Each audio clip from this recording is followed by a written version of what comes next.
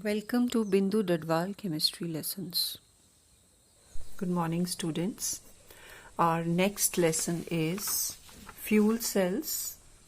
Fuel cells are galvanic cells in which the energy of combustion of fuels like hydrogen, methane, methanol, etc. is directly converted into electrical energy. First, we will do hydrogen-oxygen fuel cell. In the hydrogen-oxygen fuel cell, hydrogen gas is used as fuel and oxygen gas is used as the oxidizing agent.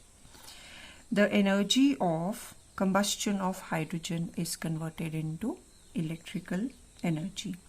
The cell consists of porous carbon electrodes immersed in concentrated aqueous solution of either potassium hydroxide or sodium hydroxide, and catalysts like finely divided platinum or palladium are incorporated in these electrodes for increasing the rates of electrode reactions.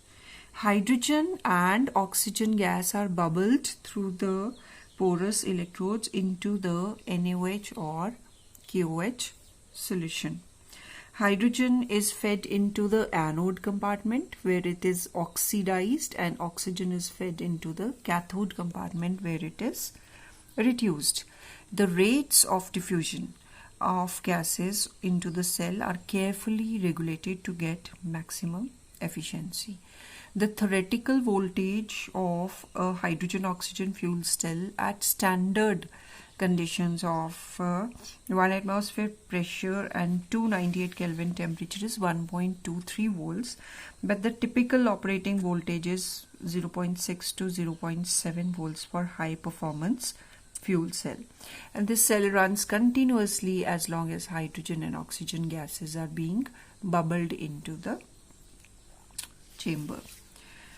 The fuel cells are more efficient than conventionally used methods of generating electricity on a large scale by burning these fuels, hydrogen, carbon fuels, because they convert energy of fuel directly into electrical energy.